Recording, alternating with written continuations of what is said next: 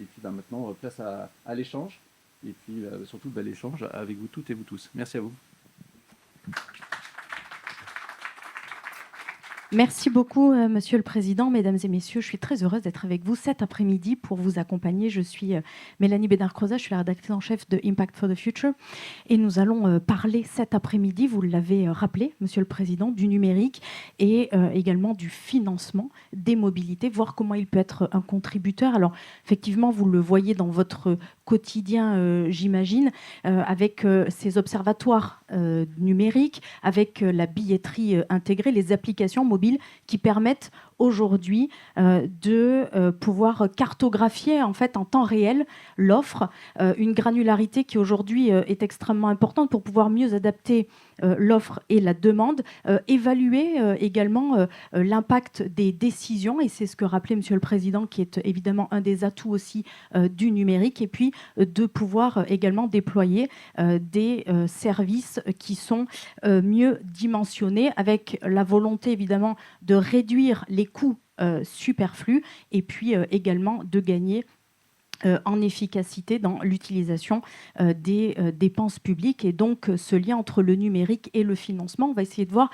comment aujourd'hui le numérique, qui n'est plus une brique anecdotique ou simplement en parallèle, qui n'est plus un accessoire, mais c'est véritablement un pilier aujourd'hui du développement des mobilités intelligentes et durables. On va essayer de comprendre avec nos invités où est-ce qu'on en est aujourd'hui dans le développement du numérique au cœur des mobilités, son adoption, qu'est-ce qui peut être développé, là où sont encore les freins, et donc ce qui pourrait être développé à l'avenir. On essaiera de voir aussi ce qui se passe dans d'autres pays où on peut effectivement avoir aussi des sources d'inspiration. Il ne s'agit pas de transposer, mais plutôt de s'inspirer de ce qui peut être fait à l'international, et puis voir effectivement si le numérique peut améliorer les ressources de financement ou déporter certaines dépenses au cœur des mobilités dans un contexte assez imprévisible, je pense que je ne vous apprends rien, assez instable,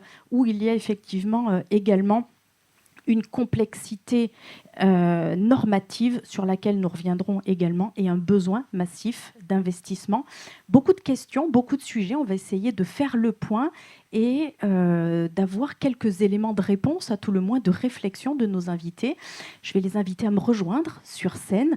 J'ai le plaisir d'accueillir Anne-Lise Avril, Jean-Col Défi, François Gémen, Sophie Mougard. Je vous invite à me rejoindre sur scène.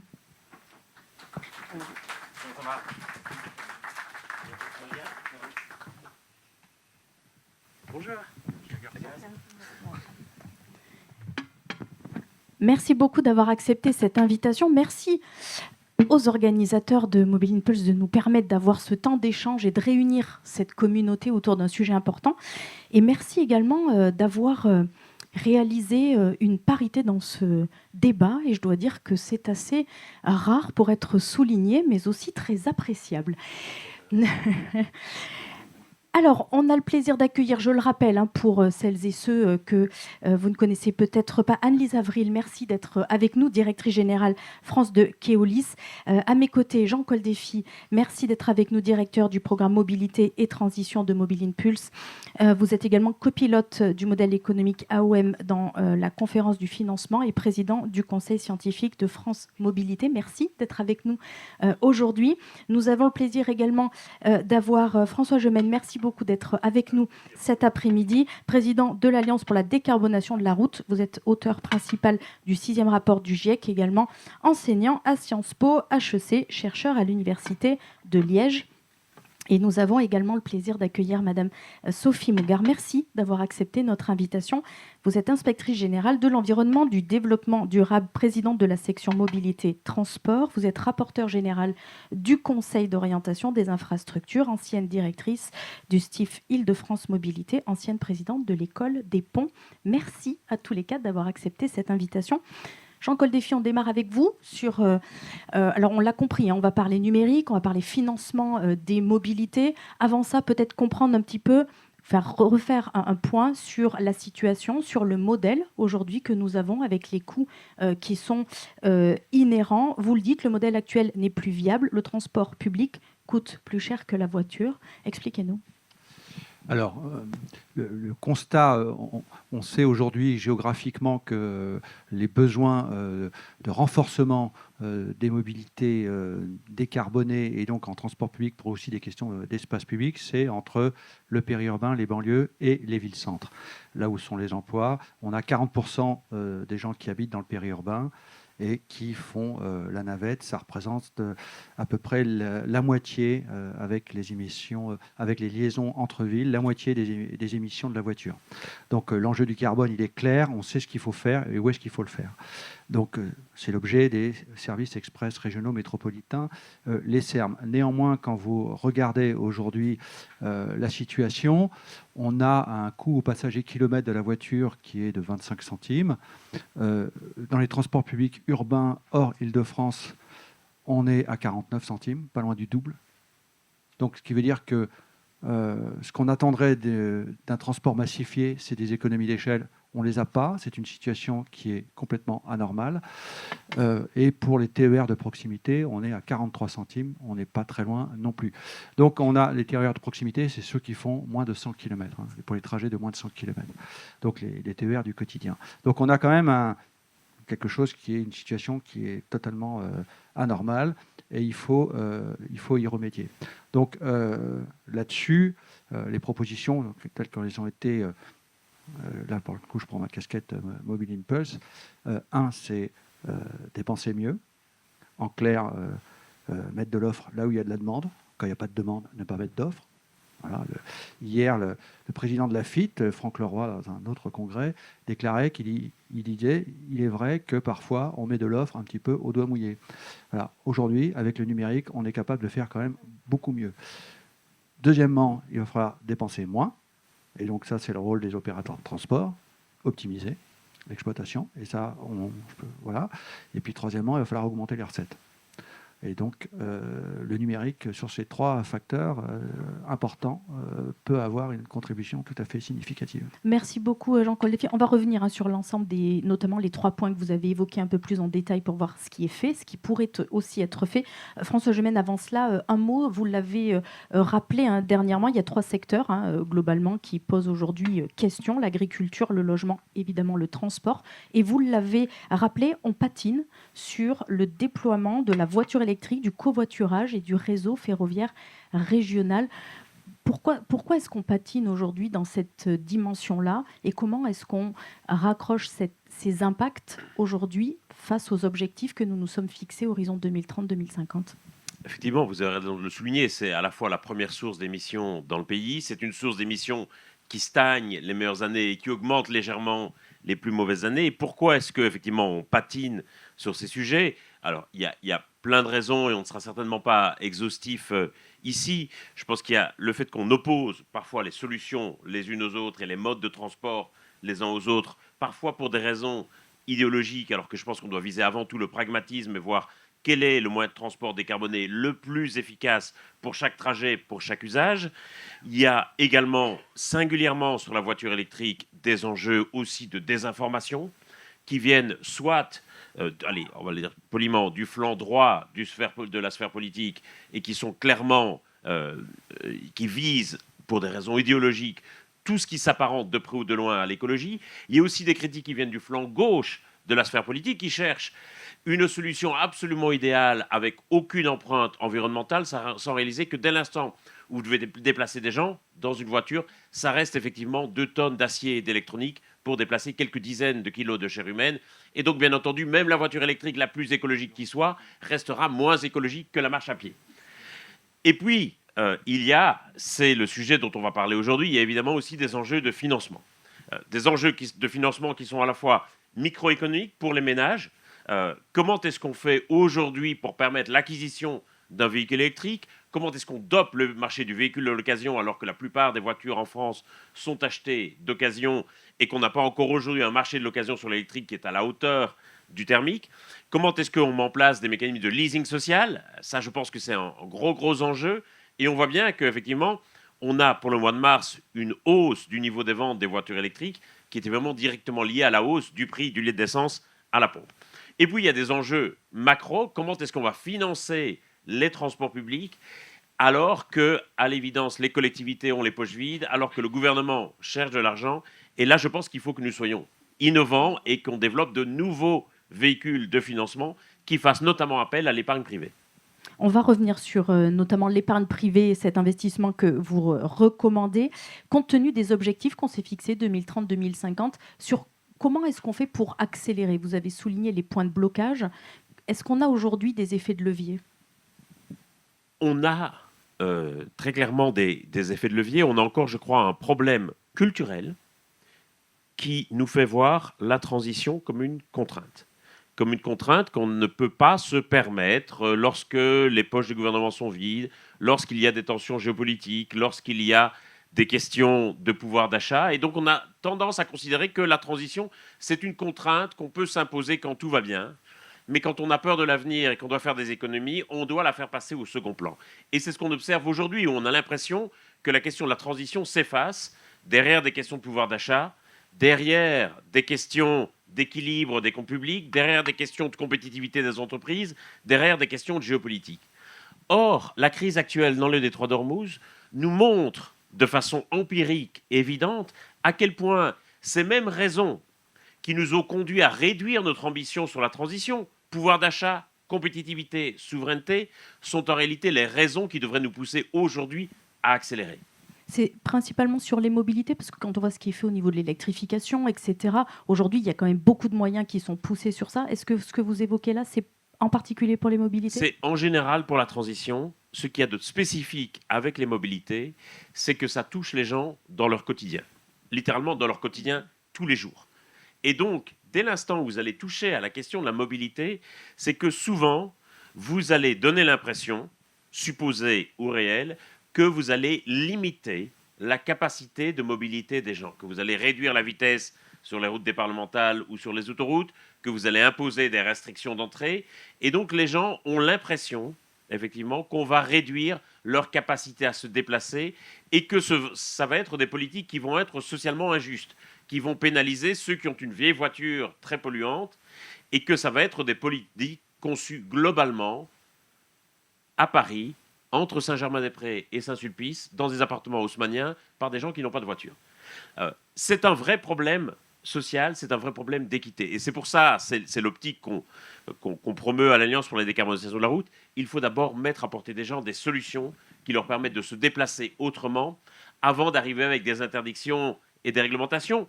Je ne suis pas contre des politiques réglementaires ou d'interdiction ou de fiscalité plus lourde, mais si les gens n'ont pas de solution à mettre en face, ils vont ressentir ces politiques comme injustes. Mettre en place des solutions alternatives, on y reviendra, Jean-Claude Défi, aussi, ce que vous évoquiez, dans un certain nombre de zones où, effectivement, si on veut que certaines mobilités se développent, il faut aussi pouvoir les rendre accessibles à un plus grand nombre. Sophie Maugard, un mot sur le fléchage des budgets.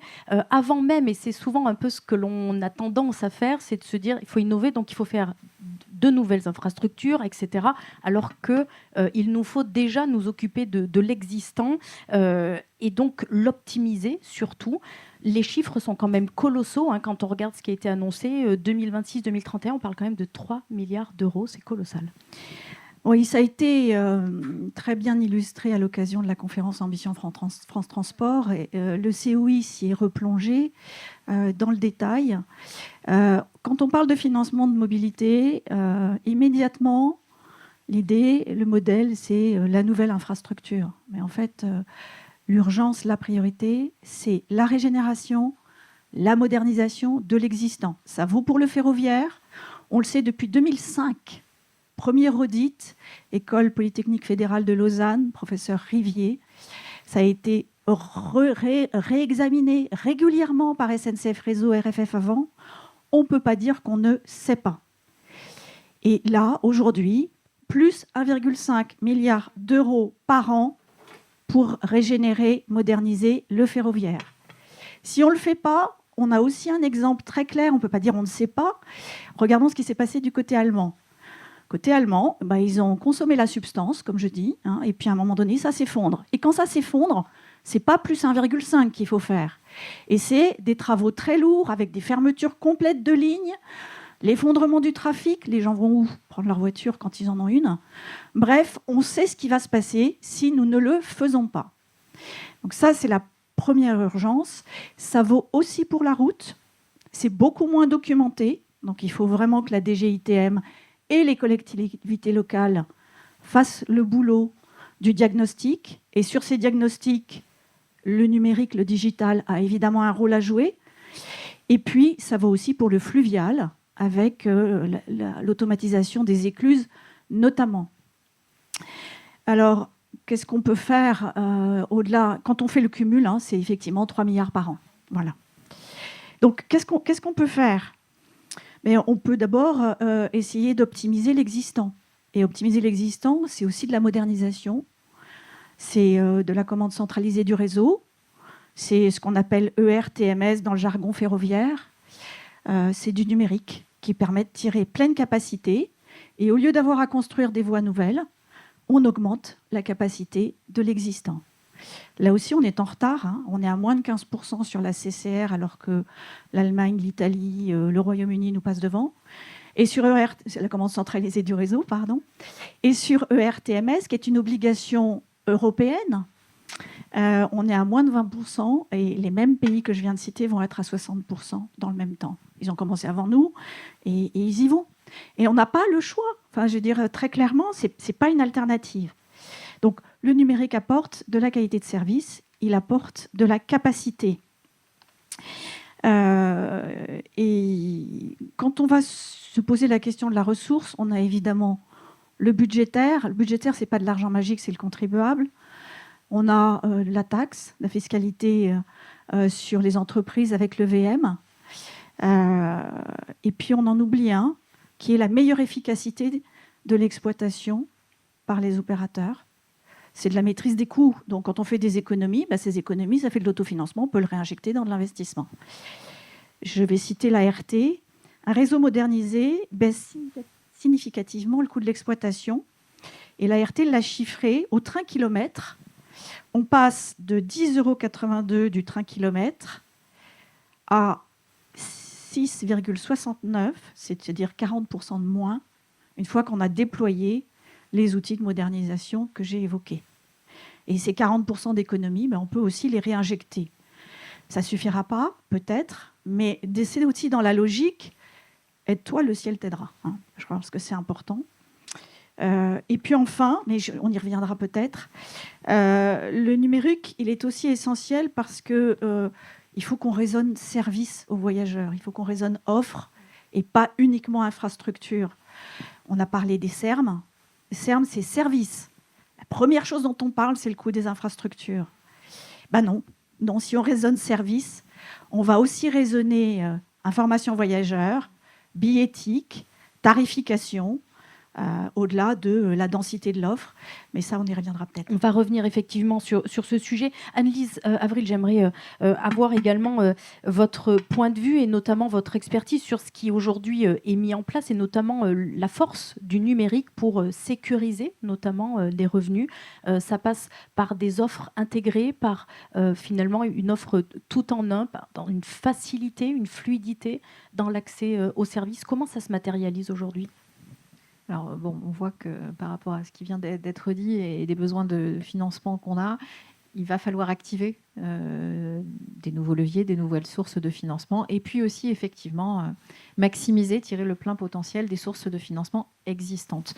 L'une d'entre elles aujourd'hui et qui a tendance proportionnellement à réduire et pas à se tarir, mais c'est la contribution de l'usager.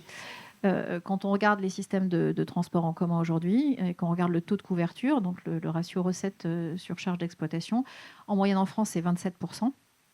Et quand on regarde dans le temps, ça n'a fait que décroître. Si on regarde sur les 20 dernières années, on est passé d'à peu près 40 à 27%. Donc, on a un vrai sujet, à la fois, je pense, sur le numérateur et sur le dénominateur. Mais si on regarde du coup le numérateur, se pose évidemment le sujet des tarifs, bien sûr, et aussi, en fait, de l'accès aux services et de la distribution et de faire en sorte que, finalement, chaque voyageur et chaque usager du service arrive à acquitter, au moins, si ce n'est le coût, le prix de son voyage. Alors, faciliter et simplifier l'accès aux services. Tout le monde, je pense maintenant dans cette salle, pense automatiquement à Open Payment. C'est vrai qu'aujourd'hui, c'est vraiment la solution qui est très vite adoptée et très vite plébiscitée sur les réseaux de transport où elle est déployée. Payer avec sa carte bancaire ou avec son wallet, c'est vraiment extrêmement pratique et extrêmement intuitif. Et donc, c'est effectivement sur tous les réseaux où c'est déployé, très très largement utilisé. En général, ça représente, une fois qu'on est à maturité, à peu près 40% des ventes de ce qu'on appelle les titres à voyage, donc titres unitaires ou les titres de voyage, 5 voyages, 10 voyages. Donc on voit que c'est très très vite adopté et que c'est effectivement très simple.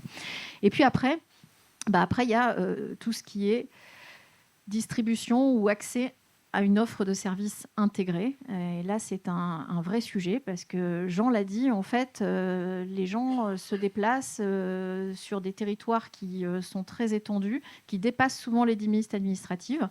Si vous regardez les métropoles en France, nous, on a fait une petite étude à partir des traces GPS sur Bordeaux, Metz, Nancy, Orléans, Tours, enfin une dizaine de métropoles, sur les flux quotidiens de déplacement, quel que soit le mode de transport utilisé, la voiture, les cyclistes, les transports en commun, les piétons. Vous avez 45% des flux qui se manifestent, qui s'expriment à l'intérieur de la métropole et de la ville-centre en particulier, mais à l'intérieur de chaque zone, c'est-à-dire à l'intérieur de la ville-centre, à l'intérieur de la première couronne ou à l'intérieur de la deuxième couronne. Ensuite, vous avez 25% des flux qui sont interzones, mais dans les limites de la métropole, donc des gens qui se déplacent entre la ville-centre et la première couronne ou la deuxième couronne, etc. Et puis, vous avez 30% des flux qui ont pour origine ou destination l'extérieur de la métropole. Et donc, c'est quand même très important. C'est des flux croissants. Ils prennent à peu près 4% d'augmentation par an. Et donc, il faut à la fois les adresser au niveau de l'offre, mais il faut aussi les adresser en termes de service, comme le vient de le dire Sophie. Et donc, qu'est-ce que ça veut dire ? Ça veut dire que typiquement, sur la distribution d'un titre de transport, quand je veux aller typiquement de la ville-centre à l'extérieur, mais qu'est-ce que je fais ? Et c'est là qu'il faut effectivement avoir des solutions et des solutions numériques qui permettent d'avoir des logiques de guichet unique, qui permettent de distribuer des titres de transport et toute l'information voyageur aussi qui va avec pour faciliter ces déplacements-là. Alors, ça se développe, hein, c'est le sens de l'histoire.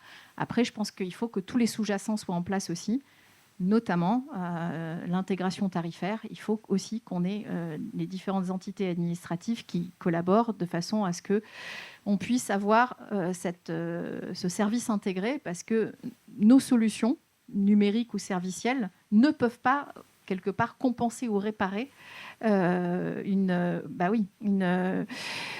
décision administrative ou politique qui n'a pas été prise. Merci beaucoup, Anne-Lise. Jean Coldefis, sur comprendre les flux et les dynamiques qui sont à l'œuvre, c'est absolument clé. Je vous ai vu réagir à ce que disait Anne-Lise, ce que disait également Sophie, où il y avait une forme de consensus dans ce qui était abordé, présenté. Le numérique peut être un atout. Il l'est déjà, d'ailleurs, dans certaines villes. Est-ce qu'on peut citer peut-être quelques exemples de ce qui est fait aujourd'hui, en quoi le numérique est utile pour ensuite se traduire dans des décisions en termes d'aménagement du territoire ? Alors, dépenser mieux, comme je le disais, ajuster l'offre à la demande. Aujourd'hui, on fait des enquêtes mobilité des personnes nationales par l'INSEE une fois tous les 10 ans. On fait des enquêtes ménage-déplacement une fois tous les 10 ans, parce qu'on interroge des milliers de personnes pendant 6 mois. C'est extrêmement coûteux. On est à des échelles qui sont supracommunales. Donc, c'est très intéressant. Mais en fait, on n'a que ça.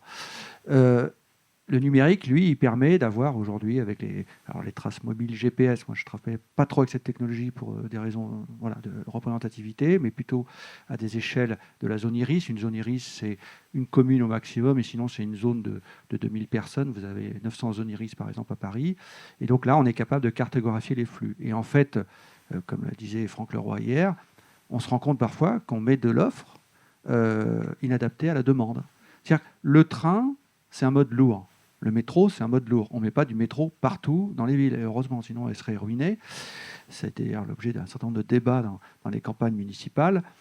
Et donc, on met du bus. Si j'ai, on va dire, 10 000 personnes à transporter par jour, je peux aller au tramway ensuite si j'ai 60 à 100 000 personnes, et au-delà, métro léger ou métro un peu plus lourd.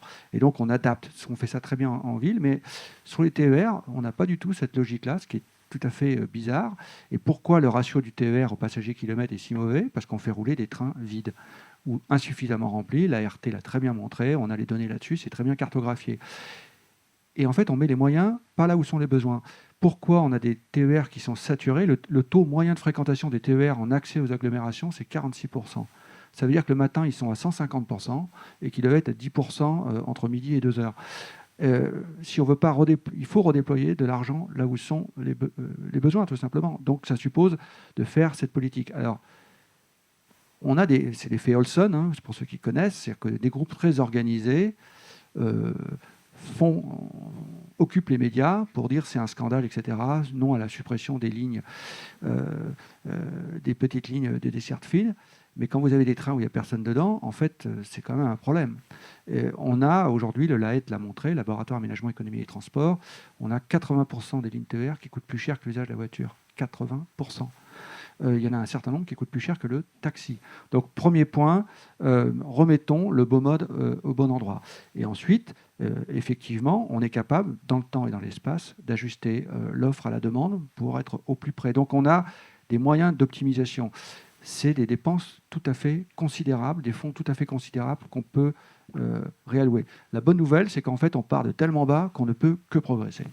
Voilà. Le deuxième sujet pour optimiser, effectivement, ça va être la concurrence. Donc ça, dans les trains, ça marche très bien, comme on le fait depuis des dizaines d'années dans les villes, et ça marche très bien. Et donc la RT, enfin, tout ça est extrêmement documenté. Et puis le troisième sujet, c'est effectivement le sujet de la gouvernance. C'est-à-dire qu'aujourd'hui, les métropoles s'occupent de ce qui se passe, ou les agglos s'occupent de ce qui se passe dans les villes, mais une ville ne se résume pas qu'à sa zone urbanisée.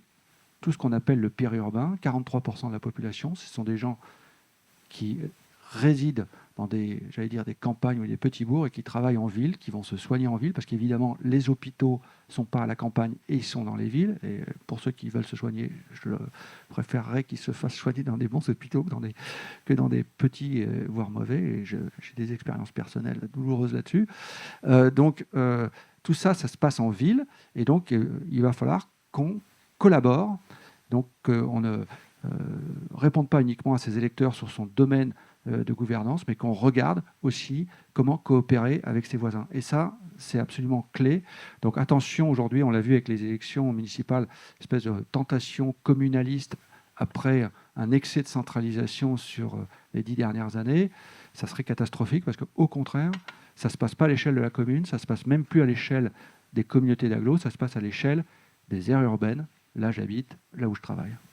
On reviendra sur ce sujet de la gouvernance peut-être dans quelques minutes. Anne-Lise, un mot on continue sur la partie coûts et financement. Et il y en a un évidemment qui est absolument clé, c'est aujourd'hui le montant de la fraude.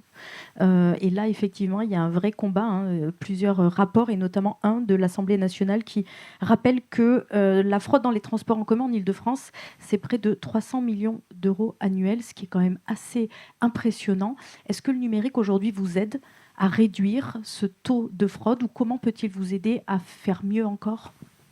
Oui, ça fait le lien avec ce qu'on a commencé à dire auparavant. Déjà, la première façon d'éviter ou de prévenir la fraude, c'est quand même d'avoir des systèmes simples d'accès aux services et de distribution des titres de transport. Donc voilà, typiquement, on en parlait, l'open payment, le MAS qui fait office de guichet unique, de one-stop shop pour distribuer des titres de transport facilement sur l'ensemble des trajets ou des services qu'on souhaite utiliser. C'est un très bon moyen de prévention. Et effectivement, ce sont des outils numériques, donc on se dit tout le monde n'y a pas accès. La réalité d'aujourd'hui, quand on interroge les Français, c'est que 75% d'entre eux utilisent un outil numérique pour se déplacer. Bon, c'est souvent du Waze. Mais au-delà de ça, on est quand même là pour faire aussi la promotion d'autres outils. Donc voilà, et c'était 30% il y a 15 ans. Donc on voit qu'il y a vraiment une appropriation très très rapide de ces outils. Donc ça, c'est la première partie et c'est vraiment la prévention de la fraude. Après, effectivement, il y a une partie plus répressive où on va contrôler les personnes qui sont en situation irrégulière. Et là, effectivement, le numérique peut aussi jouer un rôle central. On a de plus en plus dans les réseaux des véhicules qui sont équipés, par exemple, de cellules compteuses qui permettent de compter le nombre de personnes qui montent et qui descendent. Les valideurs à bord qui permettent de compter combien de personnes ont effectivement validé. Et puis voilà, vous pouvez faire la différence entre les deux et vous avez votre taux de non-validation. de manière instantanée si vous le souhaitez. Et puis, vous pouvez, nous, au sein de Keolis, on a fait ça par exemple à Besançon, envoyer des petits messages plus ou moins humoristiques ou menaçants selon la tonalité qu'on souhaite donner pour que immédiatement à bord, on sache combien on a de personnes qui sont en situation irrégulière. Donc ça, c'est des moyens ou des leviers d'action à chaud. Et puis surtout, ça vous permet de regarder à froid quelle est votre, quelque part, dynamique de fraude, de situation irrégulière, faire en quelque sorte un serpent de fraude et regarder finalement quels sont les lieux, les moments de la journée, etc., sur lesquels on a un nombre d'irrégularités important. Ça permet de mieux cibler et de diversifier ensuite les opérations de contrôle, voire faire du prédictif aussi grâce au numérique. Voilà. Et là, donc, je citais l'exemple de Besançon où on a mis ça en place en 2022, donc on commence à avoir un petit recul. On avait un taux de fraude qui était élevé, je le dis bien volontiers, on était à 15% et on est passé à 9%. Donc, je ne dis pas que c'est uniquement en fait le numérique qui a permis d'atteindre ce résultat-là. C'est une combinaison de leviers d'action, mais en tout cas, ça y a largement contribué, oui. François, je mène sur l'intelligence artificielle. On ne peut pas parler de numérique sans parler d'intelligence artificielle. Comment est-ce que vous voyez aujourd'hui son utilisation, dans quel cadre, pour justement travailler sur l'optimisation dont on parlait tout à l'heure, sur la régulation des transports? Comment est-ce que vous voyez son utilité aujourd'hui et son encadrement? Je voudrais d'abord dire un mot sur la fraude. Il m'arrive régulièrement de frauder. Moi qui prends les transports publics tous les jours, dans plusieurs villes de France, il m'arrive régulièrement de frauder. Juste parce que le système n'est pas adapté, que je ne sais pas comment faire pour payer, que ça m'emmerde d'acheter une carte support à 3 € ou à 4 € pour un malheureux trajet, et je leur dis simplement, allez vous faire foutre. Si vous n'êtes pas capable d'avoir un système efficace qui permet aux visiteurs occasionnels de payer facilement un trajet, et s'il faut aller sur un site, renseigner ses coordonnées, renseigner son groupe sanguin, le nom de jeune fille de sa mère, avant de pouvoir accéder au système, ou enfin on va pouvoir acheter un malheureux ticket de bus à 1,50 €, je considère que ça n'en vaut pas la peine et que le risque amende versus le temps que je vais perdre avant de pouvoir acheter un ticket n'en vaut juste pas la peine. Et donc, il y a un vrai enjeu de simplification, y compris pour des gens comme moi qui ont plein d'argent et n'ont pas forcément envie de frauder, mais c'est simplement trop compliqué. Ou alors, quand vous achetez un ticket de métro et que vous changez pour le bus et on vous dit « Ah non, c'est pas le même ticket, ils vont acheter le truc. Ah, mais la machine est en panne. Ah, mais je suis désolé, je ne prends pas les cartes, vous n'avez pas d'argent liquide. » Ça devient infernal. Même à Paris, comment c'est possible que le prix du ticket de bus ne soit pas le même que celui du billet de métro et que quand vous avez un billet de métro, vous ne pouvez pas monter dans le bus et vice-versa. Et ce n'est pas le même prix. Et je suis désolé, mais personne n'y comprend rien, cette affaire. Donc, il y a un vrai sujet, je pense, sur l'optimisation des moyens de paiement et la facilité des moyens de paiement pour plein de gens qui ne sont même pas des voleurs, mais qui sont obligés de frauder parce que c'est juste trop compliqué. Sur la question de l'intelligence artificielle, je pense qu'il y a plein de choses encore et plein de potentialités à explorer. Je pense en particulier, pas seulement à la question de l'optimisation du trafic ou des réseaux, mais des trucs tout bêtes, comme la question de la concordance des horaires. Combien de fois suis-je arrivé dans une ville où le TER arrive à l'heure 07 et le bus de correspondance part à l'heure 05 ? Et vous vous félicitez que l'un arrive à l'heure et que l'autre parte à l'heure, sauf que le bus part 2 minutes avant que le TER n'arrive. Et donc, il y a tout un enjeu aussi, je pense, sur la question de l'optimisation des horaires pour permettre précisément la multimodalité, parce que c'était soit des entités administratives qui ne se parlaient pas, soit des opérateurs différents qui ne se parlaient pas. Là, il y a un vrai enjeu sur l'intelligence artificielle. Il y a un vrai enjeu aussi sur l'information aux voyageurs.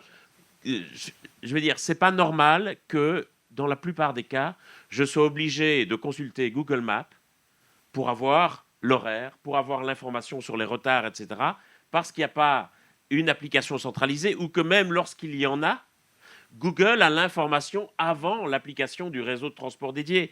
Et donc là, sur la question du réseau, sur la question de l'information, je pense qu'il y a un vrai enjeu aussi sur l'intelligence artificielle. Si c'est du vécu, bon, il y a plein de fois où effectivement je suis dans un truc qui est en retard, qui n'avance pas, je vais sur l'appli dédiée, il y a 0 info, et c'est Google qui va me dire il y a 7 minutes de retard. Donc là, il y a un vrai enjeu aussi, je pense, sur la question de l'information des voyageurs. Peut-être, Sophie, un mot justement sur l'information des voyageurs que vous soulignez déjà tout à l'heure, très important. Sur l'information des voyageurs, je pense qu'il y a un vrai sujet d'intégration.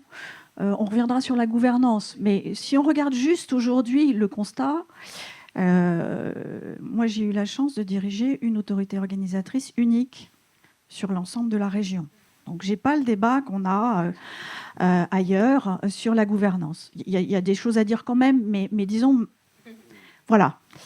Pour autant, en prenant mes fonctions, ayez conscience que la carte du métro et du RER qu'on voyait dans le métro, le RERB s'arrêtait Gare du Nord.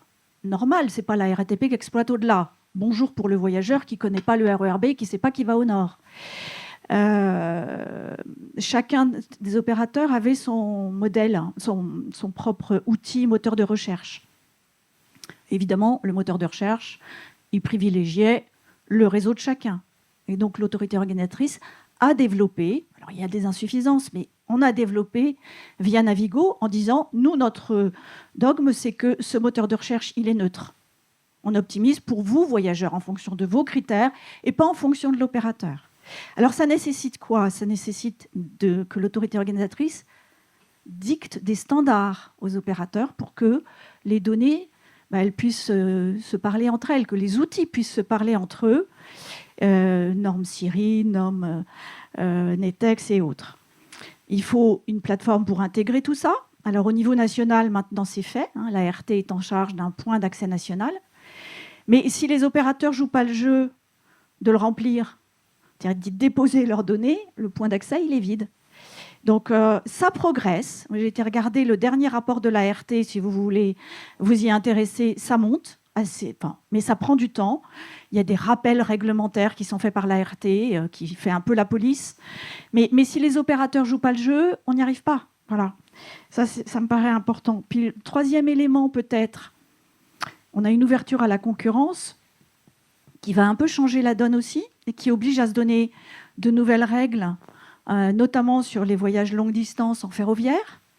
Et on voit bien que ce n'est pas simple quand on voit les débats qu'on peut avoir autour du projet de loi cadre, des amendements et d'un rôle, une question aussi simple que le rôle de SNCF Connect.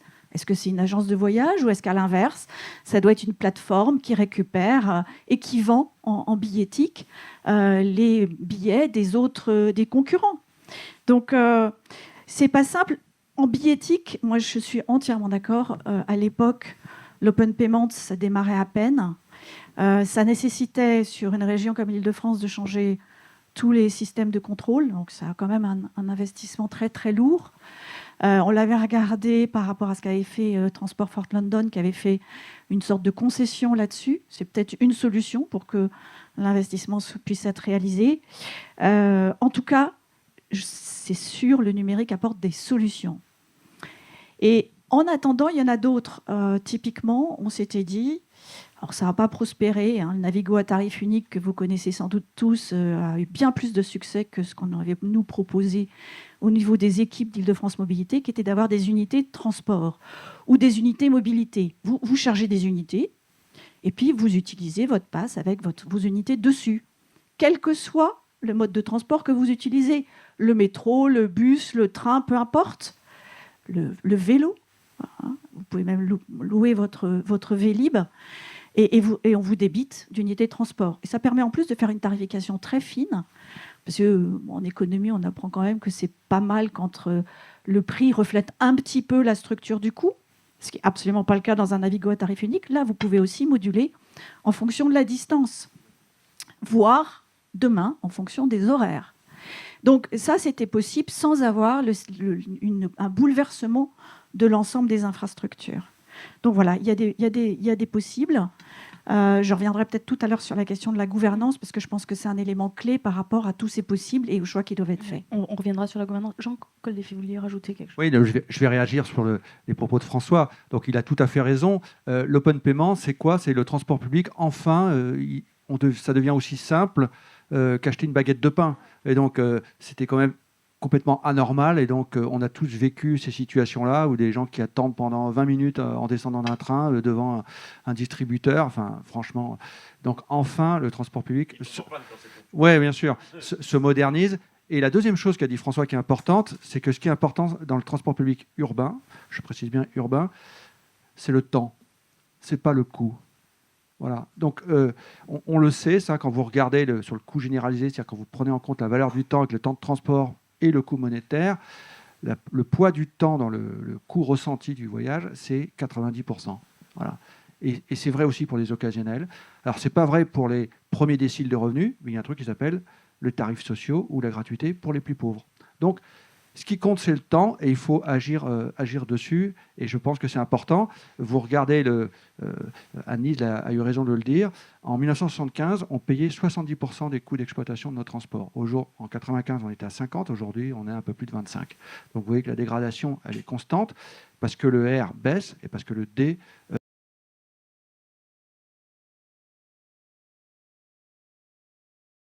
qui, à partir de 2000, tous les autres étaient en train de faire ça, et lui, à partir de 2000, ils ont fait ça.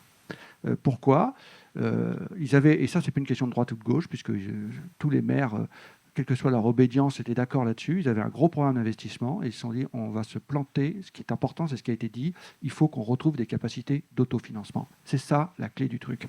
Et donc, pour retrouver des capacités d'autofinancement, quand vous avez un réseau en forte expansion, ils ont dit on va faire un rattrapage tarifaire, plus 15% la première année du mandat sur les tarifs, et ensuite on va augmenter de 1 à 2% de plus que l'inflation. Ils ont fait ça pendant 15 ans.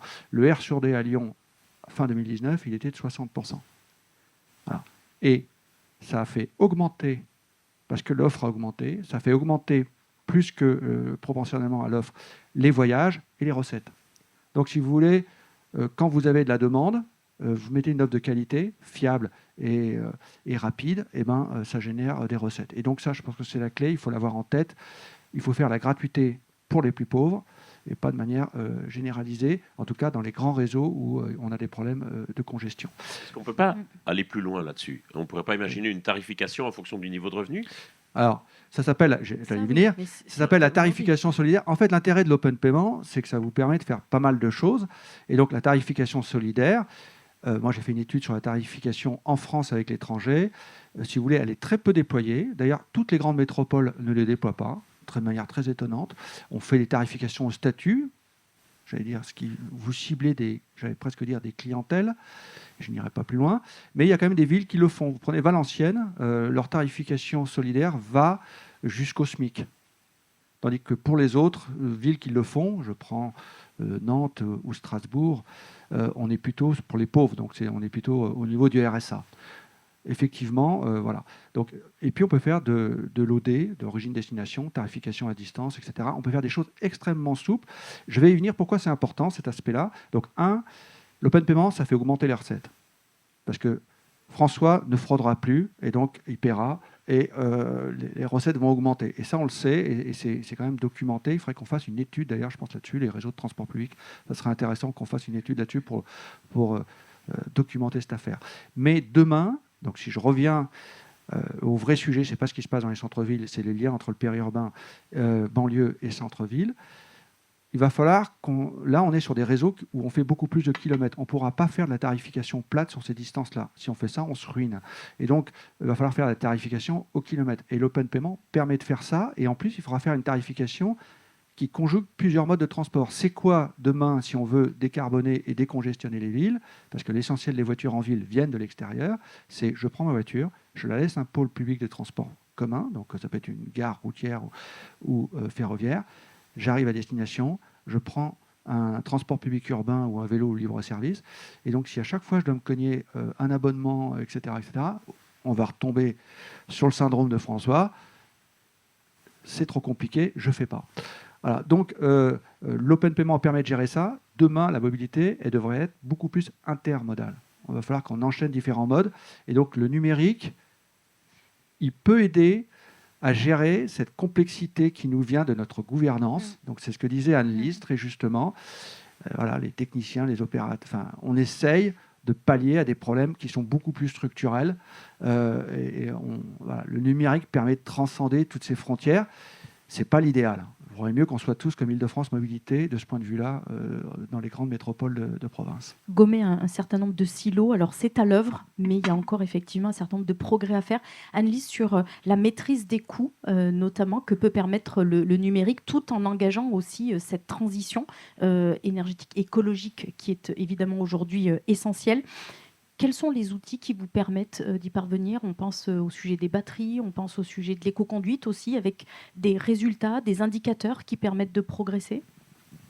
Alors, je vais revenir 2 secondes quand même sur la déclaration de François, parce que non, mais pour que tout le monde se sente mal à l'aise dans la salle, parce que quand on fait des enquêtes, sachez qu'en fait, un voyageur sur 2 a déjà fraudé. Donc, il y a 50% statistiquement de personnes dans cette salle qui ont fait la même chose que vous, pour les mêmes raisons que vous. Donc voilà, et on sait qu'effectivement, la simplicité d'accès au service, c'est le cœur du sujet. Donc effectivement, on se dit l'open payment, c'est un bon moyen. Il y en a d'autres. Après, il y a quand même la logique des abonnés pour lesquels il faut d'autres modes du coup de distribution. Et puis effectivement, les abonnés qui bénéficient d'une tarification solidaire. Alors, on a de plus en plus de tarification au coefficient familial. Hein, donc, c'est très, très graduel. Les Lille, les Bordeaux, les Lyon, tout ça, sont tous passés au quotient familial. Donc, ça permet d'avoir quelque chose qui est quand même très fin et qui, effectivement, se démarque du statut du genre les jeunes, les vieux, et puis qui est jeune, et puis qui est vieux. Et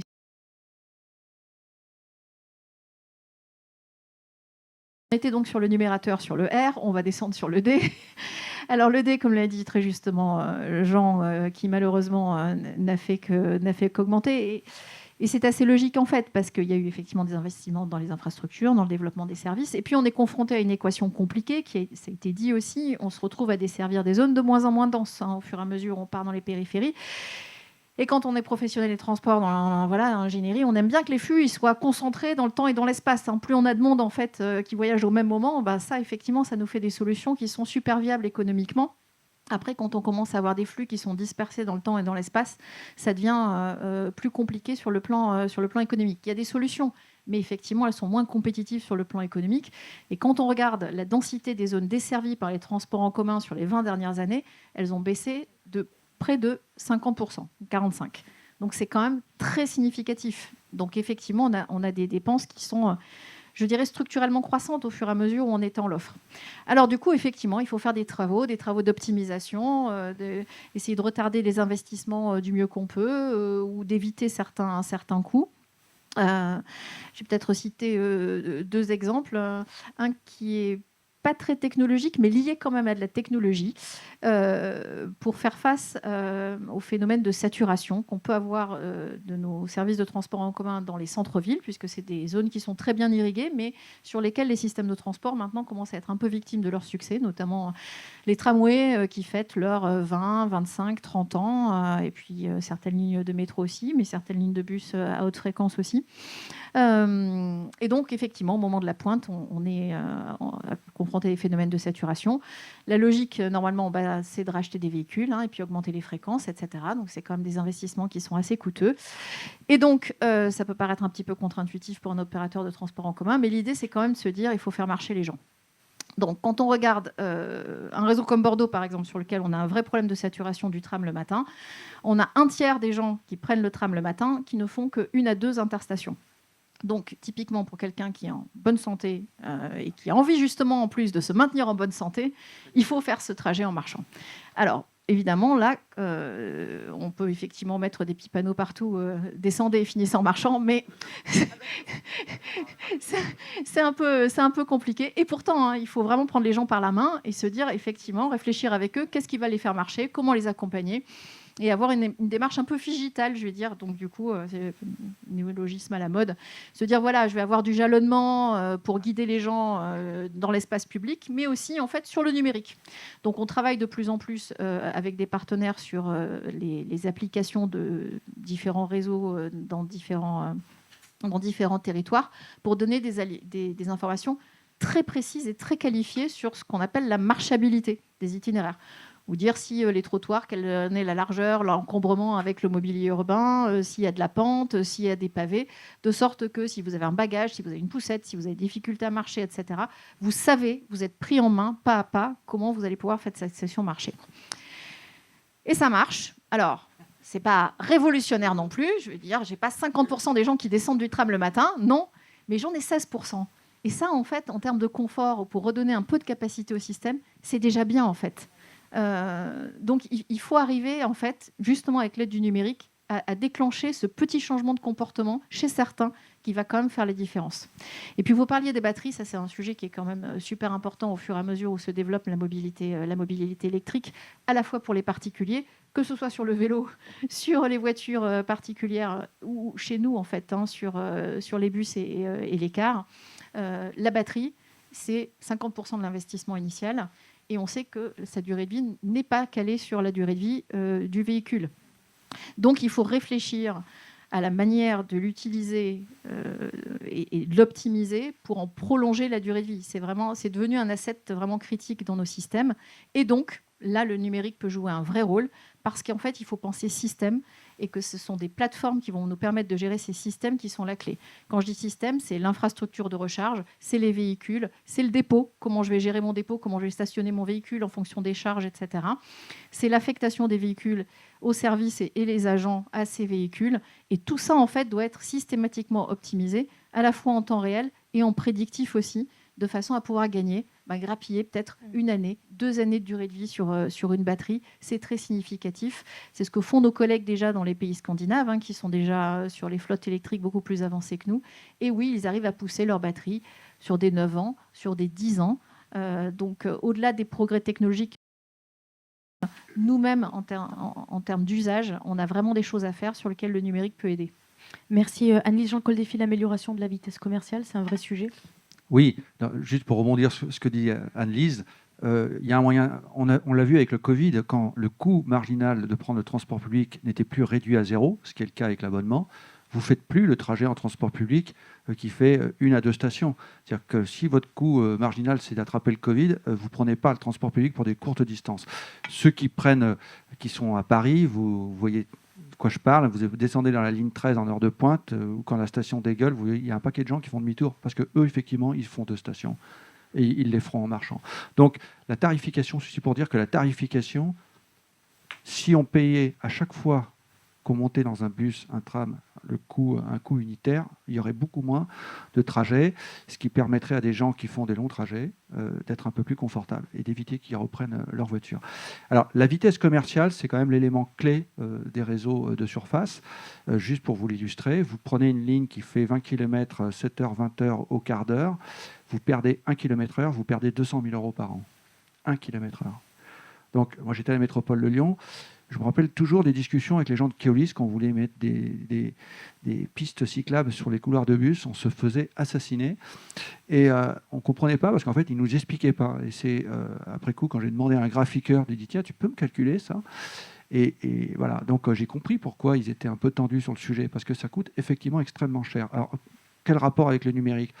Le numérique, quand vous faites de la priorité au feu, c'est absolument capital. Vous économisez des dizaines de millions d'euros pour le transport public. Et en plus, comme je le disais, les gens veulent du temps de parcours.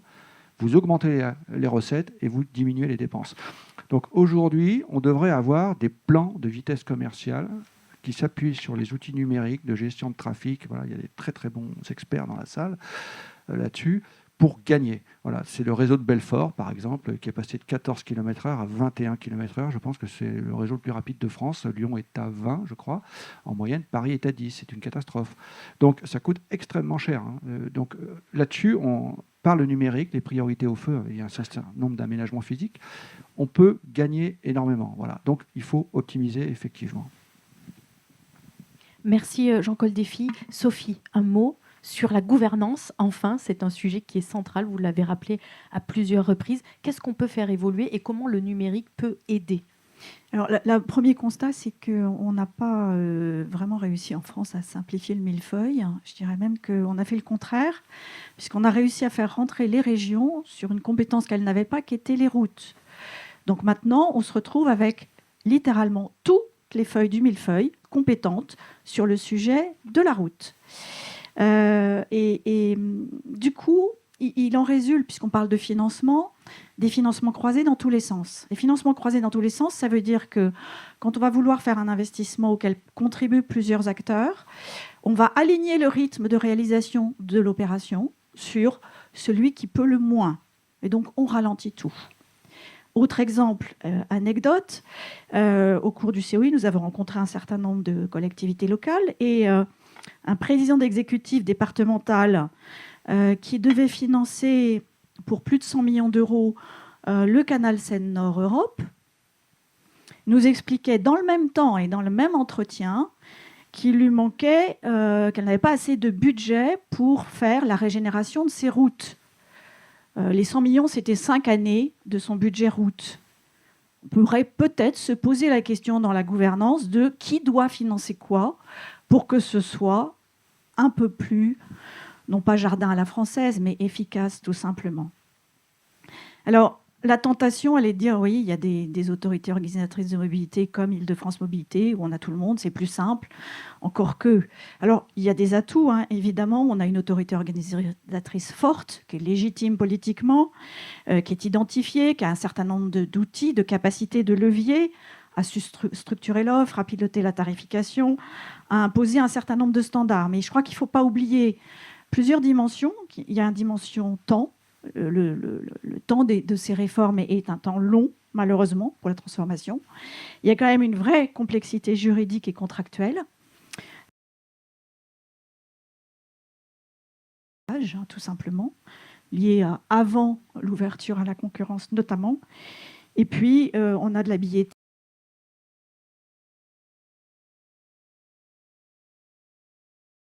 Métropole, y compris euro. Ce qui nous enviait, ce n'était pas tant la gouvernance qu'un outil particulier, puisqu'on parle de financement, je pense que c'est important de l'évoquer, c'est le VM. Il n'y a que chez nous que ça existe, de la fiscalité fléchée. Alors, pas vous dire que Bercy est ravi, tout ce qui est fiscalité fléchée, ils ont horreur de ça, et s'ils pouvaient le récupérer dans le budget général pour ensuite donner des dotations, ils en seraient ravis. Et donc, ce VM, il est précieux, mais comme les arbres ne montent pas au ciel, je pense aussi qu'il faut se poser la question de jusqu'où on peut aller tirer sur le VM. Ce n'est pas la panacée. Quand je regarde les propositions du GART, où on voit du VM à tous les niveaux, où il va falloir en rajouter, déplafonner, etc. OK, ils ont laissé tomber la question de la gratuité pour les usagers. Mais quand même, on renvoie à tout ce qu'on disait tout à l'heure sur la part de l'usager. À force de tirer sur la corde, elle risque de céder quand même. En plus, c'est un impôt de production, donc je pense qu'on peut faire plus efficace. Donc ça, c'est un élément important. Je dois avouer qu'un échec dans le travail qu'on a fait avec l'Inspection générale des finances sur le financement des autorités organisatrices de mobilité. On avait regardé quels étaient les besoins liés au CERM. On voyait arriver quand même un certain nombre d'évolutions importantes, le D dont on parlait tout à l'heure pour les AOM. Et on s'est dit, qu'est-ce qui serait intéressant et qui permettrait aussi de faire évoluer cette gouvernance ? Il n'y a pas forcément besoin de légiférer. On a un outil qui est génial, qu'on n'utilise pas en France, le syndicat mixte SRU. Voilà, c'est simple, ça existe, c'est robuste pour ceux qui l'ont utilisé, ça fonctionne.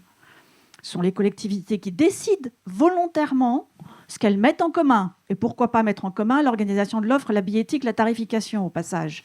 On aurait peut-être résolu notre problème. Donc moi, je peux vous dire, si les CERM, ça finit qu'avec ça, et pas comme on veut dans le CERM des Hauts-de-France, 10 milliards d'investissements, eh ben, on aura réussi notre coup. Voilà. Et je pense que ça doit passer par des contrats entre les collectivités. Et si on pouvait avoir la création de syndicats mixtes, alors on n'attrape pas les mouches avec du vinaigre. Donc il faut mettre un peu de sous. Donc nous, ce qu'on avait plaidé, c'était pas le VM régional. Hein. C'était au plein milieu des débats sur la loi de finances en question. C'était de revoir ce VM additionnel dans lequel personne ne comprend rien. On fait du mitage en fonction des calculs. Si on a une ligne régulière, on n'en a pas. Si on est au plafond, on n'est pas au plafond. C'est incompréhensible. Donc on revoit ça. On baisse le taux parce que 0,5, si on le fait sur tout le périmètre du CERM, ça commence à faire beaucoup. Donc on descend le taux. Libre au législateur de le fixer. Et cet argent, il va directement au syndicat mixte. Il est dédié à quoi ? De l'offre, de la tarification de la billettique, bref, un accompagnement du service à offrir aux voyageurs. Donc, on a tous les outils aujourd'hui. On n'a pas besoin d'aller réinventer le Citral ou Île-de-France Mobilité. Utilisons, encourageons à ça. Et si on a tous les outils, pourquoi on ne le fait pas ? Volonté des collectivités. J'ai mon truc, c'est ma compétence, c'est moi qui m'en occupe. Or là, vous dites à un syndicat mixte, tiens, je te délègue. Alors, les parties prenantes y sont. Bien évidemment, ce syndicat mixte, il n'est pas issu de nulle part.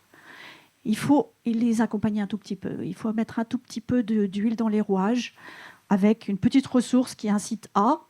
Puis accessoirement, on est sûr que cet argent, si c'est pour encourager une politique publique comme les SERM qui permet d'améliorer le lien entre le centre et la périphérie, on est sûr que cet argent, il est utilisé à ça aussi. Parce que sinon, ça tombe dans le grand pot commun des budgets régionaux, le VM régional. Pour certaines, d'ailleurs, qu'on n'avait même pas besoin, puisqu'elles ne l'ont pas mis en place. Ou en tout cas, elles ont été sages en se disant peut-être que les entreprises, elles sont déjà suffisamment taxées. Et on c'est un coup d'épée dans l'eau. Puis le dernier point, peut-être un enjeu important. Alors, on verra les débats à la loi cadre. Mais pour une fois, je vais vous parler peut-être aussi d'infrastructures. C'est les gares routières. Elles sont en déshérence aujourd'hui, ces gares routières, et notamment en matière de gouvernance. Personne n'en est responsable, en fait. Il y a l'opérateur qui essaye de faire, mais bon, il y a l'opérateur qui n'est pas le même, du mode plus massifié, par exemple.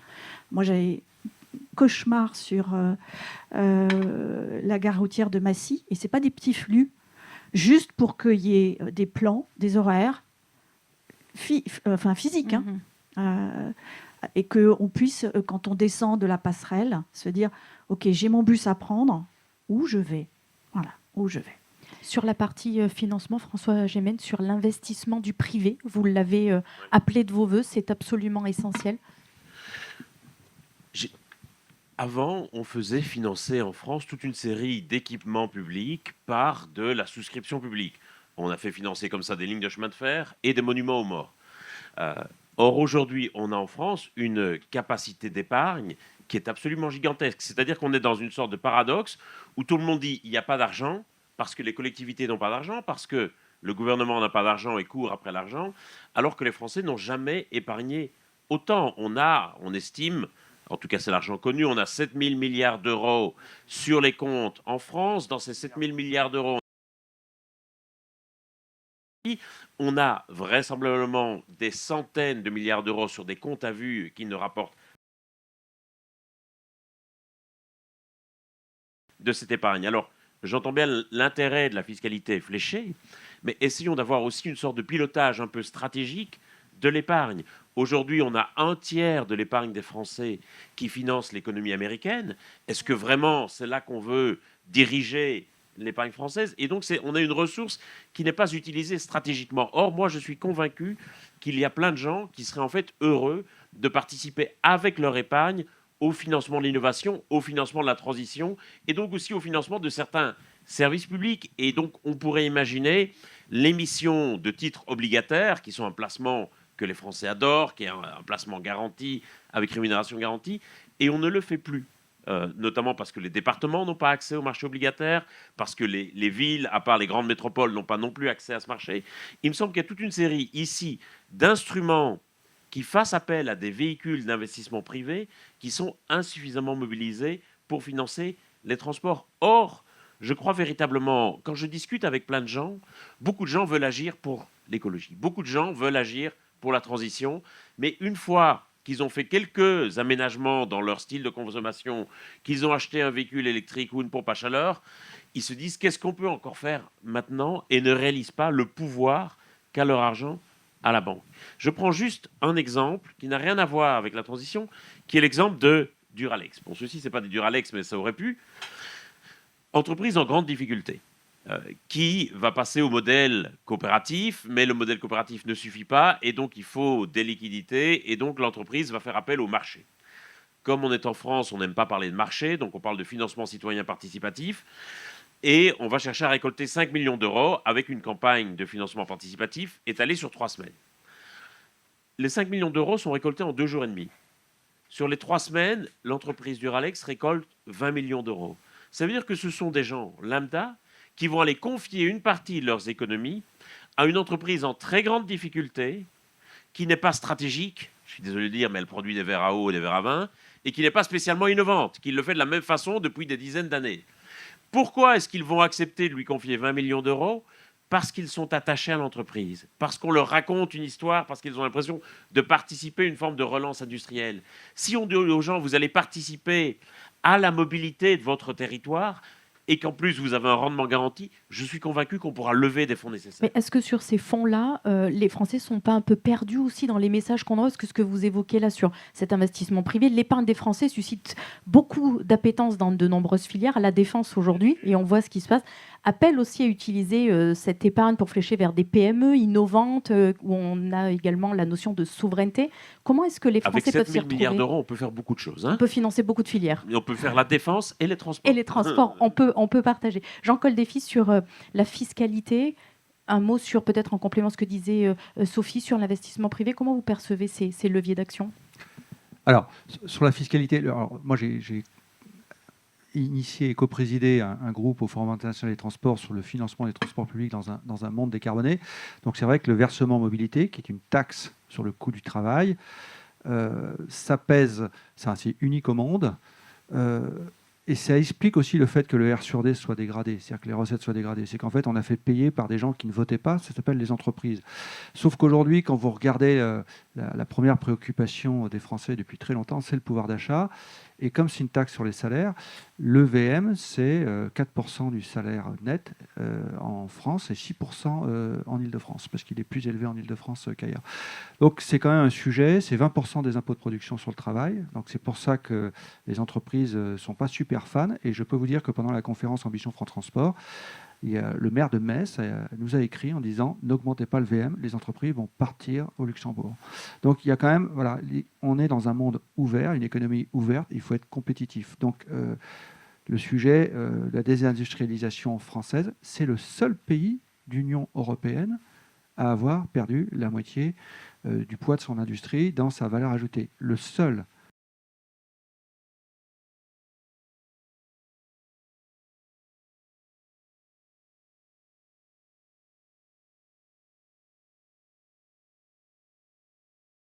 Les entreprises des métropoles ne sont pas parties des villes moyennes vers les métropoles, c'est pas les mêmes. Moi qui suis la métropole de Lyon, Manu France n'a pas quitté Saint-Étienne pour s'installer à Lyon. Manu France est parti en Belgique pour les armes à feu et en Chine pour les machines à coudre.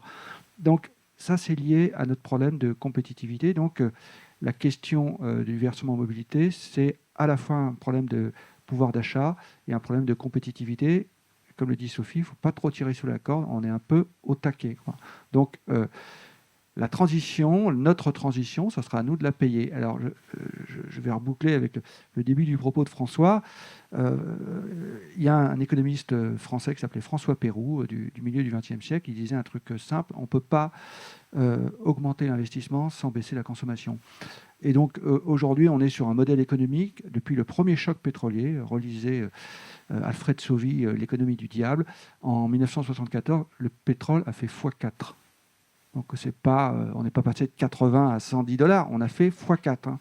Donc juste pour vous imaginer l'ampleur du choc de l'époque. Qu'est-ce qu'on a fait? Le prix de l'essence était administré dans ce pays qui n'aime pas le marché, effectivement.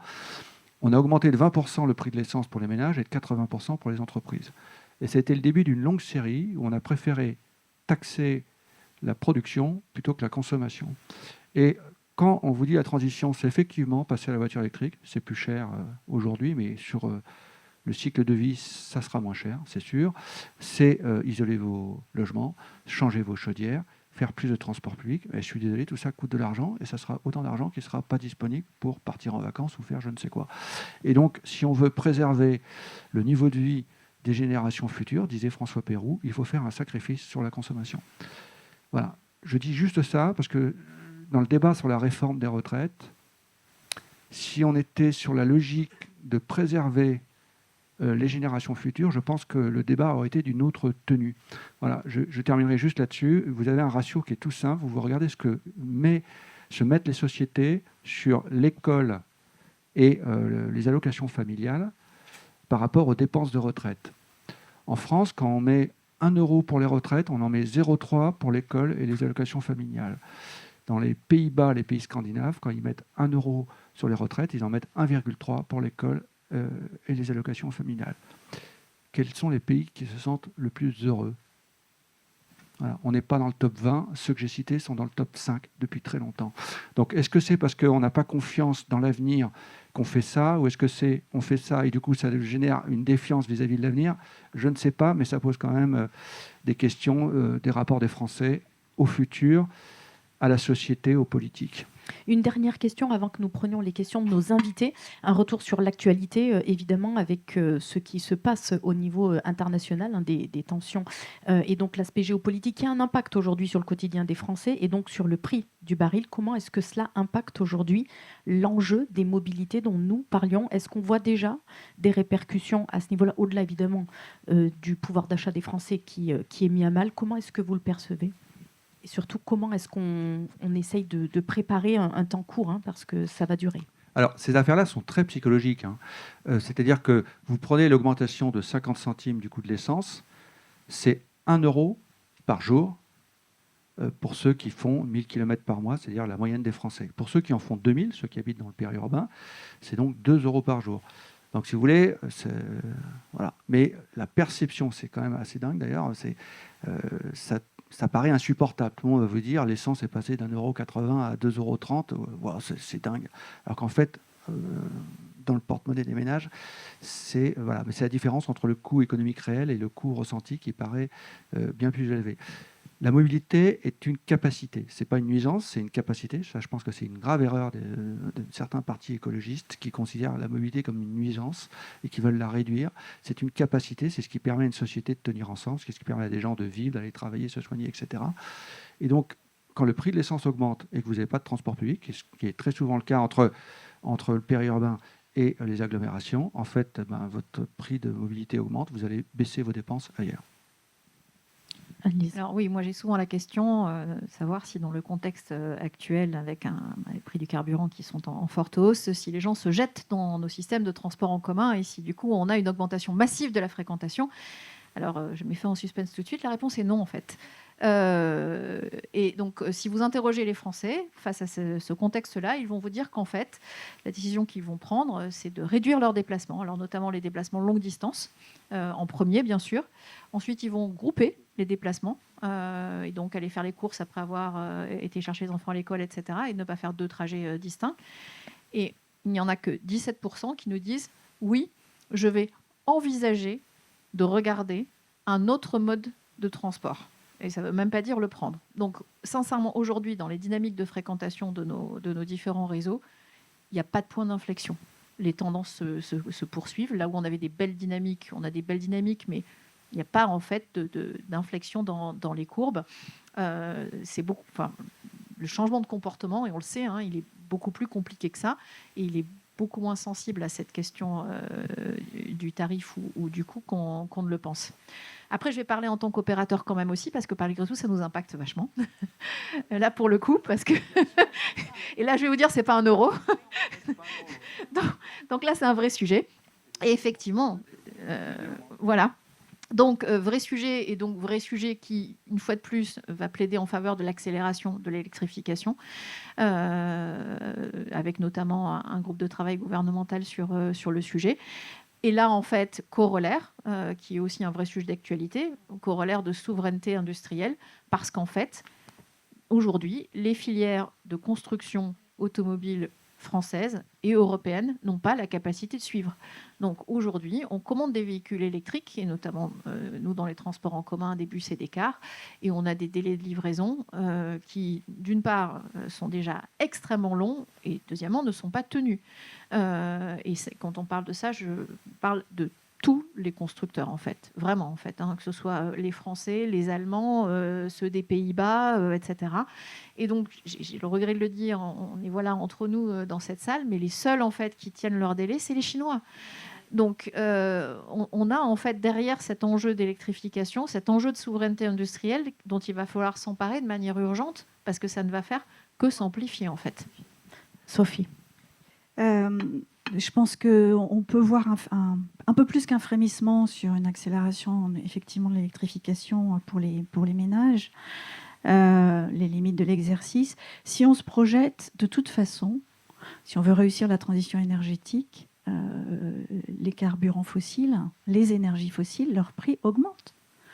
Donc, OK, on a loupé le coche de l'écotaxe, mais en deuxième semaine, il y a ETS2 qui revient. Donc, de toute façon, on est dans une projection où ça augmente. Et ça, je pense qu'il y a une vraie responsabilité des pouvoirs publics à communiquer, à le dire, y compris... pendant très très longtemps, on encourageait à équiper des logements au gaz en disant de toute façon, ça reste une énergie pas chère. C'est pas vrai. C'est une énergie fossile et ça ne restera pas cher. Deuxième chose, c'est que les perspectives, si on réussit cette transition écologique, c'est que, je dis encore TICPE, ne m'en voulez pas, la ressource baisse. Et donc ça pose des problèmes considérables, pas seulement sur le financement des mobilités. Et donc il y a un énorme enjeu à réfléchir maintenant sur ces questions. Troisième élément, un peu plus micro, j'ai envie de dire, mais qui intéresse aussi, on a une échéance en 2032 avec la fin des concessions autoroutières historiques. Et il y a un écueil majeur qui est l'Espagne et la gratuité. On voit ce que ça donne, il n'y a plus d'argent, les autoroutes se dégradent, et le trafic augmente. Donc c'est tout l'inverse de ce qu'on veut faire. Et donc l'enjeu, c'est d'arriver à convaincre les parlementaires, l'ensemble des décideurs publics, de maintenir des péages, qui est une décision courageuse, et puis de réfléchir à la structure de ces péages demain pour permettre que ces péages, qui n'auront plus à couvrir l'amortissement des investissements majeurs qui ont été faits au départ, permettent soit fléchés vers la décarbonation et les enjeux de décarbonation. On parlait de régénération, modernisation tout à l'heure. On parle d'électrification avec toutes les installations de recharge à faire, etc., etc. Bref, et ça, c'est un enjeu considérable parce que sinon, c'est simple, ça tombe dans le budget général de l'État. C'est pas une mauvaise chose. Il y a plein de choses à faire, y compris du désendettement. Mais on a vu la vertu, y compris du désendettement, et on a vu la vertu d'avoir des recettes qui sont fléchées et qui permettent de financer les besoins. Et comme on entend beaucoup qu'il faut que le transport paye le transport, là, on serait sur cette perspective-là. Oui, bien sûr. François, je vous en prie. Là où on voit un effet intéressant de la crise actuelle du détroit d'Ormuz, c'est sur les ventes de voitures électriques. Il y a une hausse marquée des ventes de voitures électriques au mois de mars. Et on voit bien encore la question du coût réel versus coût ressenti. Les gens qui ont acheté des voitures électriques en mars, ce pas des gens qui d'un coup sont devenus écolos. C'est des gens qui hésitaient et qui se sont dit, allez, quand le prix dépasse les 2 € à la pompe, je consens à cet investissement. Et si ce coût ressenti est tellement fort, c'est parce que c'est un prix que les gens voient affiché devant eux tous les jours quand ils passent à la pompe. Et ça, c'est évidemment quelque chose de très important. Et ça doit sans doute, effectivement, nous orienter vers une réflexion sur la manière dont on fait aussi apparaître les coûts et les bénéfices de la transition, dont il faut parler d'investissement plutôt que de coûts. Et donc, il y a toute une réflexion, je pense, sur le vocable à avoir sur ce sujet. Tout un narratif. Et puis, sur la crise, le problème, c'est que comme sur toute crise, on est partagé entre deux options. D'un point de vue macroéconomique, l'idéal serait que la crise dure le plus longtemps possible pour pousser à l'électrification et pour effectivement qu'on engage cette transformation structurelle. Mais évidemment, d'un point de vue micro, pour les ménages ou pour les entreprises, il faut évidemment que la crise se termine le plus rapidement possible. Et le risque, évidemment, c'est de la considérer uniquement comme une crise et de se dire on va tout reprendre comme avant parce que voilà, c'était une sorte d'accident. Mais c'est une crise. Je veux dire, moi, je fais partie de ceux qui, en 2010... C'est un peu plus qu'une crise, ce qui se passe. C'est une crise. En 2010, le baril était à $100 et moi, je faisais partie de ceux qui, naïvement, pensaient qu'il allait monter à 200. Et il est retombé à 60. Donc, la vérité, c'est que ramené au pouvoir d'achat, le litre d'essence aujourd'hui vous coûte aussi cher qu'en 1970. Et même moins cher pour les smicards, puisque le SMIC a augmenté plus vite que la moyenne des salaires. Donc, notre problème de la transition, c'est que les ressources fossiles sont abondantes et pas chères, et qu'elles ont une densité énergétique forte. Donc c'est vraiment, c'est très pratique, mais c'est, du point de vue du carbone, c'est une catastrophe. Et donc faire cette transition de manière volontariste, en fait, c'est-à-dire qu'anticiper le long terme avec les dégâts que cause le réchauffement climatique, c'est pas spontané. Donc on en revient quand même à ce qui a été dit. Le signal prix, ça marche super bien dans les transports publics, pour l'achat de voitures, etc. Et donc peut-être qu'il faudrait l'utiliser. Alors, les ZFE ont été supprimés hier. peut-être qu'elles reviendront et peut-être qu'elles seront resupprimées avec le bon cavalier législatif, parce qu'elles posent quand même des questions de justice sociale vraiment évidentes qu'on ne peut pas rayer d'un trait de plume comme ça, puisque ce sont des mesures d'interdiction qui touchent les plus fragiles, et donc on leur interdit de se déplacer. C'est juste, voilà. Donc, comme les plus fragiles ne peuvent pas se payer des bagnoles, neuves ou électriques, qu'est-ce qu'ils vont faire? Ils vont frauder. Parce qu'ils n'auront pas le choix. Mais ils frauderont. Donc, je pense que des péages urbains, et notamment avec la voiture électrique, parce que la TICPE, depuis 1990, elle a perdu 20% en euros constants de recettes pour l'État. Et ça perd, et ça va perdre de plus en plus avec le déploiement du véhicule électrique.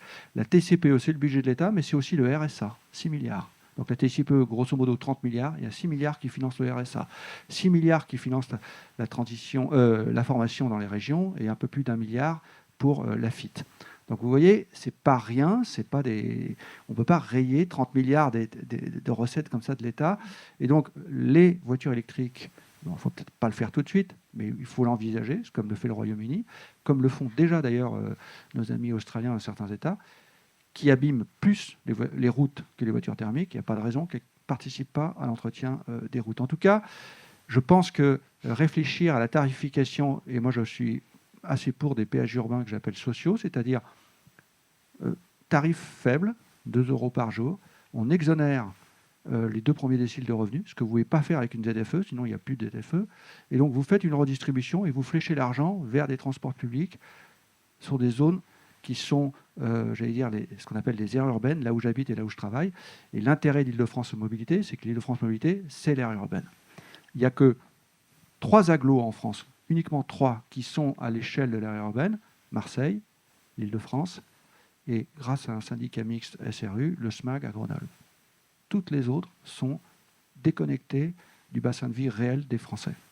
Alors, on va prendre 1 ou 2 questions de nos invités. Avant la fin de cette session, avez-vous des questions à poser à nos invités? Des questions? Oui, monsieur. Alors, attendez, je vais vous donner mon micro.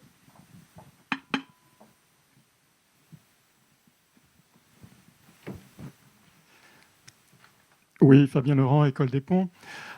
C'était pour savoir par rapport à la problématique de l'équipement en autocar électrique ou autobus électrique. Puisqu'on a quelques groupes, peu de groupes qui concentrent l'exploitation de la plupart de nos grands réseaux, est-ce qu'il ne pourrait pas y avoir une action concertée entre les 3 grands opérateurs vers les constructeurs pour assurer des achats massifs, une espèce de groupement de commandes oligopolistique? Ça ne change rien. Parce que, ah non, alors là, je vous assure, leurs carnets de commandes sont pléthoriques. C'est pas le sujet. Hein. C'est la capacité à produire. Alors, il y a aussi des problèmes de chaîne d'approvisionnement, je comprends, mais quand même. Ah non, parce que groupé ou pas groupé, nos commandes convergent toutes. Hein. Y a-t-il une question? Oui, non, mais monsieur. juste pour illustrer, pour réaliser, le parc automobile, c'est 40 millions de voitures. Le parc des bus et cars, c'est 100 000. Donc vous voyez, on n'est pas du tout sur des mêmes outils industriels. Forcément, les marchés sont beaucoup plus petits. C'est vrai aussi pour le camion. Donc la Chine, avec la taille de ce pays, a des capacités beaucoup plus importantes du fait de la taille du marché. Accessoirement, ils sont partis là aussi bien avant sur les véhicules électriques. Bon, en plus, en France, les autorités organisatrices avaient tendance à regarder, on les invitait à regarder plutôt du côté d'Iveco, pour ne pas le citer, qui n'y croyait pas et qui, lui, avait investi dans le gaz. Donc, voilà, on est parti avec du retard. Et puis, le dernier point, les batteries, ce n'est pas nous. Hein. Et surtout, quand on veut de l'autonomie, les batteries, c'est Cattle. Voilà, c'est une dépendance asiatique de l'Europe, avec un vrai sujet, une vraie préoccupation. Il faut qu'on arrive à sortir nos gigafactories, il faut qu'on progresse technologiquement si on ne veut pas être complètement dépendant. Et puis, dernier point, on a des offensives, mais on pourra en parler sur notamment les poids lourds électriques de la part des Chinois qui vont arriver, qui sont considérables. Et juste pour l'anecdote, à l'occasion d'une mission, on rencontrait des industriels qui semblaient ne pas y croire. Les Chinois, aujourd'hui, ils vous proposent des camions qui sont à 200 000 €, avec 600 km d'autonomie au moins. Ils vous promettent qu'ils passeront à 800. Je finis juste ça rapidement. Et comme ils n'ont pas les réseaux de concessionnaires, etc., et que pour un transporteur, c'est quand même important d'être sûr que son camion fonctionne, ils vous disent, OK, je vous en vends 4, le 5e, il est gratuit, comme ça, si vous avez un pépin avec un, vous continuerez votre activité. Bernard Jacob de l'Université Gustave Eiffel. Je voulais justement rebondir sur ce qu'a dit Sophie Mougard, là, 2 interventions, parce que je suis tout à fait d'accord sur 2 choses. 1, qu'il ne faut pas que les autoroutes soient gratuites demain après les concessions. 2, qu'il faut effectivement que l'investissement des péages futurs, s'ils sont maintenus et qui n'auront plus à payer l'infrastructure de base, paye la décarbonation. Et donc, je vais rappeler un sujet qui me tient beaucoup à cœur, certains le savent, c'est l'électrification de l'infrastructure au sens de la recharge en mouvement, donc ce qu'on appelle le RS. Et je pense qui répond à pas mal des sujets que tu évoques, notamment la souveraineté, parce qu'on peut diviser par 3, en gros, la masse de batterie pour l'ensemble du parc, qui répond à la longue distance des poids lourds avec plus de problèmes d'autonomie, et que c'est un vrai sujet. Je ne dis pas que c'est la solution idéale ni la solution unique, mais elle doit pouvoir se combiner avec les autres, et que les bornes de recharge statique, qui sont une solution nécessaire, ne feront pas le job pour l'ensemble des véhicules et l'ensemble des poids lourds le jour où on atteindra des effectifs de véhicules électriques de plus de 50%, et qu'on aura une meilleure souveraineté si on fait moins de batteries et de l'infrastructure plus déployée. Donc c'est un sujet en tout cas qui mérite d'être débattu, à mon avis, et dont on ne parle pas beaucoup, parce que je vois qu'on a parlé d'électrification, mais on n'a pas évoqué du tout ce sujet. L'expérience était plutôt concluante dans les sommes. Bien, et donc nous arrivons au terme de cette séquence. Merci à nos invités d'avoir partagé leur quotidien, leur expertise. Je pense que nous avons perçu un certain nombre de moyens qui sont à nos dispositions. Le numérique est un véritable atout au service du financement ou des financements des mobilités, mais il y a encore un certain nombre d'éléments à faire progresser et puis finalement à se réinventer aussi sur certaines innovations, notamment innovations financières en matière fiscale, mais aussi en termes d'information et de fluidité, avec effectivement toujours l'utilisateur au centre, et donc peut-être un peu de pragmatisme aussi à travers ce que vous évoquiez entre les offres qui sont mises en avant. Jean-Col Défier, on a 30 secondes. Non, juste pour dire qu'il y a une feuille de route qui s'appelle Décarbonation des mobilités de Mobile Impulse, qui détaille pas mal de travaux et de réflexions collectives sur ces sujets essentiels et qui sont finalement quand même complexes. Merci beaucoup Jean-Col Défier. Et puis vous l'avez rappelé, Mobile Impulse qui est évidemment impliqué sur ces sujets. Et les échanges d'aujourd'hui ne sont pas évidemment une fin en soi, mais bien une ouverture sur des réflexions et des travaux pour continuer d'accompagner l'ensemble de la communauté. C'est un plaisir d'être à vos côtés cet après-midi. Vous allez marquer une petite pause et puis ensuite se tiendra l'Assemblée générale. Je vous souhaite une très belle après-midi. Merci à nos invités d'avoir été avec nous.